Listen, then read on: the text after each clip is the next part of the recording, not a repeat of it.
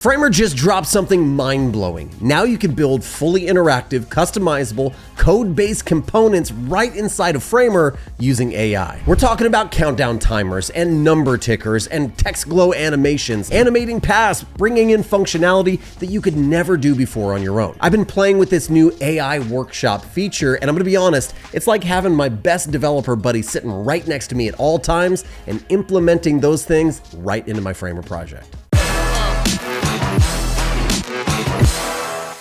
So I have my Framer project, but I also have a really big vision. I have a bunch of functionality and features that I'd love to implement, but I just don't know how to do it myself. So I'm gonna lean on Framer's new AI workshop to help me out. Hit Command or Control K to open up the possible plugins, and I'm gonna drop down to the new native workshop plugin that runs inside of Framer. There it is, a simple little interface. I can put it anywhere I want on the screen, and it gives me some options, some prompts for me if I can't think of what I wanna do.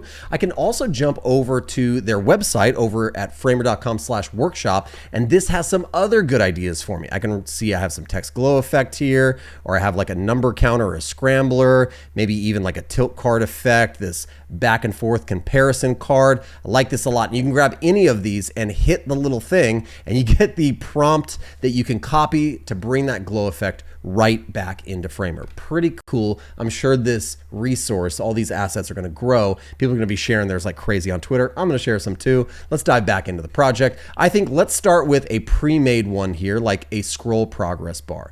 I'm gonna click that. Notice it inserts some really cool stuff here. Make a simple progress bar. That would be enough of a challenge probably already, but then it's gonna customize it for us. It tells us, let's add customizable colors and a radius that progresses as I scroll my page. Great. I'm going to go ahead and hit that, and it's going to start thinking, and notice that it's building my code component on the screen in front of me. This is super cool because I don't have to go somewhere else and prompt into an AI to get some code and then hope that it matches the way that components are built inside of Framer. I just do it right here, and it becomes, ta-da, a physical component that I can now see on my canvas. Now you can also go over to the left-hand side to the code components, roll down, click on it, and we get the full code output here. So if you want to do this, if you want to get into the code or share this with somebody else, you can tweak it via code, or I can just come back here and notice that I have my progress bar. Now what's super cool about this is that the history of this component, it stays. It's not lost forever. I don't have to go find it somewhere. I can just click on this component, make sure I have it selected, open workshop back up, and all of those prompts and the next steps and the history of my prompt with this component stay here.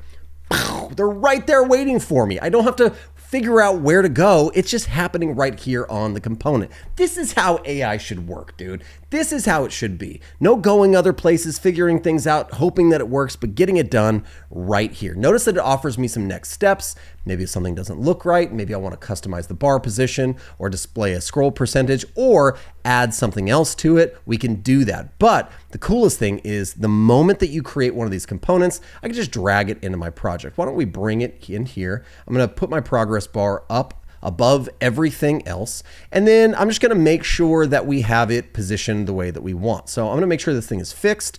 That looks pretty good. Let's anchor it down to the bottom, the very bottom of the viewport. And then the width, I just want to set that to be relative. Why don't we make this 100%? Notice here now, it is literally filling the entirety, and it's sitting on the bottom of my viewport, right where I want it to be. Let's press play, and we see our scroll progress is in fact working. Now it's scrolling, and it has this kind of blue color. That's not what we want, but it's okay because remember, it's customizable. We have our component selected. Head down here to the bottom right-hand corner to our component overrides, and we can now select and change things around. So for instance, I want the background to be my cream color for my project. I have some color styles here, and I want the progress to be my primary color, and we want the radius just to be flat. We don't need it to have a rounded border radius, although it's nice that I have the freaking option. Let's press play again, and notice just like that, we've changed it, customized it, and it works perfect. It's exactly what I needed. Let's do another one right out of the box. We'll go grab this prompt off of the Framer workshop site. We're gonna create an image tilt. So I just copied that really quickly. I'm gonna come back in, I'm gonna select this, open up workshop, and I'm gonna hit that prompt right in there. I've said make a 3D tilt card with editable image and hover. The card should tilt based on my cursor position. include the shadow in the transform. That last part's actually pretty important. It's gonna make sure that it expands the size of my container for my component to fit everything that I need it to fit. I'm gonna go ahead and press go, and I'm gonna watch Workshop do the magic. It's building my code component in front of me as we speak. And just like that, our component has been created. Now this one is a little bit more complex. If I was to check out the code here, you'll notice the amount of code that would have had to be written to create this custom interaction. But also notice I get this really cool preview over here on the right-hand side. I can preview this component. I can switch between the other components that I am creating, which is super great. So with that, let's come back to our homepage here, and I'm going to add an image in. We actually have that image ready to go.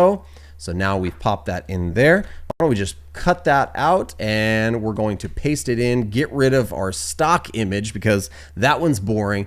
Press preview, and we get that nice interaction. And just like that, our progress bar and our tilt cart are working great. Now, everything we've been doing so far has been out of the box. We've grabbed pre-made prompts or stuff from the website, but I want to do something a little bit more custom. I have this section of the website, and I've used Framer's new vector tools and its path tool to draw a cool slash effect. It gives it kind of a fun organic feeling, but I want to animate this path as the user scrolls through just this section. So I'm going to go ahead and do that. I have my path selected. I'm going to open up Workshop. And this time, I think I'm going to experiment with different models. So we've been using GPT 4.1. I want to maybe use something like Claude 3.7. It's a little bit more on the creative side. And my prompt is going to say, make this path animation that is scrolled based off the user's position relative to the section that it's sitting inside of. Let's go ahead and run that and see what kind of effects we get. And boom, just like that, it's created a version of my scroll path animator. I'm going to go ahead and just cut this out, and I'm going to insert it inside of my section here and do that same work. Absolutely position it, just kind of center it, put it somewhere that I like, maybe raise it up a little bit more. You'll notice here that it looks slightly different from my original path. Let's get that one out of here, and let's go to my component override. So my stroke width is a little bit much. I'm going to drop it down, and it's a speed of 0.8. Let's set it to maybe something like, let's just see what it's like at 1. And I'm going to press play.